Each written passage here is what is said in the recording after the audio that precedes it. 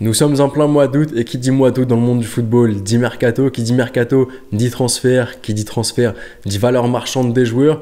Et dans cette mini-série, on regarde un top 10, un top 15 des joueurs de la sélection en question, des joueurs du continent en question. Et je me mets à la place d'un dirigeant et je regarde si oui ou non je les aurais pris dans mon équipe. Il y a déjà un épisode sur le top 15 des joueurs africains les plus chers selon leur valeur Transfermarkt qui est déjà sorti. Un top 10 des joueurs égyptiens, un top 10 des joueurs algériens, un top 10 des joueurs marocains. Aujourd'hui, on attaque le top 10 des joueurs sénégalais les plus chers. Bien entendu, je sais que la valeur Transfermarkt n'est pas la réelle valeur à laquelle un transfert sera fait, mais pour simpliciter dans le jeu, on va prendre en compte la valeur Transfermarkt. Je prendrai en compte la valeur, l'âge du joueur, les performances, les blessures pour voir si ou non, si j'étais entraîneur ou dirigeant, j'aurais pris le joueur. Et avant de commencer, n'hésitez surtout pas à vous abonner si ce n'est pas encore fait. Vous êtes environ 75% à regarder les vidéos sans être abonné, donc faites-le, ça m'aide énormément. D'autant plus que pour ceux qui ne le savent pas, depuis le 17 juin jusqu'au 31 août, il y a une vidéo qui sort par jour, non-stop. Donc n'hésitez pas à me donner de la force, à mettre un petit like si le contenu vous plaît, à partager et c'est parti. Et à la première place, on a Nicolas Jackson. Il coûte 30 millions, il a 22 ans, il évolue actuellement à Chelsea et j'ai vu de très belles choses de sa part lors des matchs de pré-saison. Il a très bien combiné avec Mikhailo Mudryk, il a terminé, il a fait des passes décisives. Honnêtement, c'est un joueur sur lequel je miserais. Il a 22 ans, il n'a pas encore forcément prouvé au haut niveau, il n'a pas encore la régularité nécessaire, forcément dû à son âge qui est très jeune, mais je le prendrai et je prendrai ce risque là et je pense ne pas être déçu. À la deuxième place, on a selon beaucoup de Sénégalais le meilleur joueur sénégalais de l'histoire. Il coûte 25 millions, il est âgé de 31 ans, c'est Sadio Mané. Et est-ce que je prendrais Sadio Mané? Alors c'est vrai qu'il sort d'une saison compliquée du Bayern, il évolue maintenant à Al Nassr. C'est vrai qu'il n'a pas été exempt de tout reproche la saison dernière, c'est vrai qu'il a connu une blessure, mais malheureusement ça a été compliqué pour lui et je prendrais tout de même Sadio Mané parce que si ça a été compliqué pour lui, c'est parce que justement le Bayern l'a fait jouer en tant que buteur et ce n'est pas un buteur, c'est un ailier gauche. C'est vrai que Jürgen Klopp avait réussi à le faire surperformer en tant que buteur pendant 3-4 mois, mais c'est pas son poste de prédilection et il fallait pas se faire avoir par cela. C'est un ailier gauche et je le prends dans mon équipe pour jouer au poste d'ailier gauche. Et 25 millions, si par exemple ça avait été 40-45 millions, je pense que je l'aurais pas réellement pris, mais pour 25 millions, je pense que je le prendrais. Il a encore 2-3 ans devant lui et je pense pas que j'y perdrais grand chose. À la troisième place, toujours pour 25 millions, on a un joueur qui est avançant, qui évolue actuellement à Salernitana en Serie A. Il a 26 ans, c'est Boulaïdia.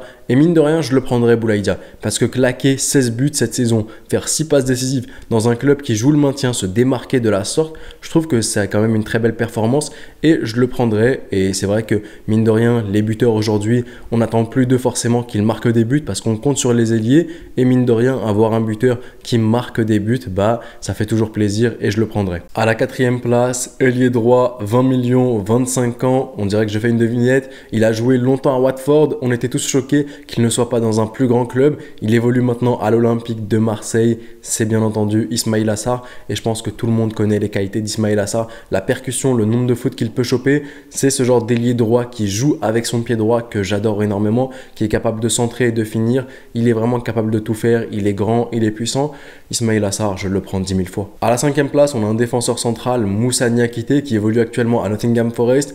Il coûte 18 millions, il a 27 ans et pour être le plus franc avec vous, je n'ai pas vu un match de Moussa Niakité avec Nottingham Forest, mais 27 ans pour un défenseur central, c'est pas si vieux que ça. Il a encore des années devant lui pour prendre en maturité. 18 millions, je prendrai ce risque et je prendrai le joueur. À vous de me dire dans l'espace commentaire s'il a lâché une bonne saison, si vous êtes un peu sur votre fin par rapport à ce joueur-là. Mais 27 ans, 18 millions de défenseur central, honnêtement, juste comme ça, je le prendrai. À la sixième place, toujours pour 18 millions, on a un avant-centre, Habib Diallo qui évolue actuellement à Strasbourg et je le prends. 20 buts avec un club qui joue le maintien pour un avant-centre, je trouve ça énorme. Il a su se démarquer dans une équipe qui n'était pas la meilleure cette saison. Donc tout comme Boulaïdia, c'est le genre de joueur que je prendrais. Maintenant, avec ce genre de joueur-là, le petit problème qu'on peut avoir, c'est dès lors qu'ils sont dans un club de haut standing, un club qui a d'énormes exigences, je trouve qu'il marque beaucoup moins de buts.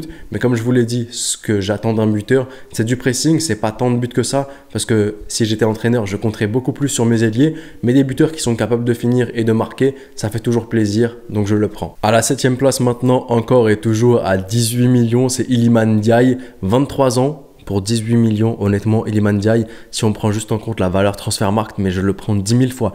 Le mec a une telle polyvalence qu'il est capable de jouer ailier droit, buteur, second attaquant, milieu offensif. En tant que créateur, c'est un joueur jeune, c'est un superbe joueur, c'est un joueur qui a eu du temps de jeu en sélection nationale, c'est un homme d'expérience à son jeune âge, je le prends 1 million de fois. À la 8e place, on a le capitaine de la sélection nationale sénégalaise, Kalidou Koulibaly. Il évolue actuellement en Arabie Saoudite à Al Hilal, il a 32 ans, il a une valeur de 15 millions et je le prendrai. C'est vrai qu'il a flop à Chelsea selon moi, mais je le prendrai. Ça reste un homme d'expérience. Sur l'ensemble de sa carrière, 1 an en tant que flop, pour moi, c'est pas grand-chose. C'est un homme qui a remporté la Coupe d'Afrique des Nations en tant que capitaine. C'est un superbe leader sur le terrain. C'est un homme aussi bienveillant avec ses camarades. Je trouve qu'il a les critères d'un bon capitaine. Donc oui, je le prends, Kalidou Koulibaly. D'autant plus que c'est vrai qu'il a 32 ans. 15 millions, c'est pas si cher que ça. Et il se blesse très très peu, voire rarement. Donc je le prends. À l'avant-dernière place, 9e place, toujours pour 15 millions, on a un joueur de 24 ans, Krépin Diatta. Et pour ceux qui suivent mes débriefs sur le Sénégal, vous savez à quel point je n'apprécie pas du tout Krépin Diatta. Et en plus de cela, en club, c'est un joueur qui se blesse souvent. Pour moi, c'est pas une garantie. Pour moi, c'est un joueur qui ne répond pas aux attentes que je peux par exemple avoir d'un ailier droit. Donc je ne le prendrai pas dans mon équipe. Et enfin, à la dernière place, à la 10e place, encore pour 15 millions, on a un joueur de 20 ans, milieu central, Pape Matar Sarr. Et il évolue actuellement à Tottenham. Est-ce que je le prends? Il n'a pas montré énormément de choses pour le moment. Il n'a pas eu le temps de jeu nécessaire pour pouvoir montrer. Maintenant, 20 ans, 15 millions pour un milieu central, j'aurais tendance à le prendre. J'ai deux options qui s'offrent à moi. Soit j'attends qu'il confirme un peu plus au haut niveau, qu'il gagne en temps de jeu pour voir ce qu'il peut réellement donner et je le prends. Soit c'est je le prends et je lui donne du temps de jeu et je le fais briller. J'ai ces deux options-là et j'aurais tendance, si j'étais entraîneur, à prendre le joueur qui est jeune, à lui donner le temps de jeu qu'il lui faut pour le faire briller moi-même. Donc je partirais sur l'option prendre Pape Matar Sarr dans mon équipe. Il coûte 15 millions, il est super jeune et je pense que même si ça ne marche pas avec lui, s'il flop et s'il ne répond pas à mes attentes, je pourrais toujours le vendre et pas trop perdre de la part de ce joueur-là. On arrive donc à la fin de cette vidéo, top 10 des joueurs sénégalais les plus chers selon leur valeur Transfermarkt. Vous avez vu qui est-ce que j'aurais pris et qui est-ce que je n'aurais pas pris. À vous maintenant de jouer dans l'espace commentaire. Si vous étiez un dirigeant de club, tel ou tel joueur, est-ce que vous l'auriez pris ou non? Je me ferai un plaisir de tous vous lire dans l'espace commentaire. C'était le petit pharaon, prenez soin de vous et de vos proches et je vous dis... Arrivederci.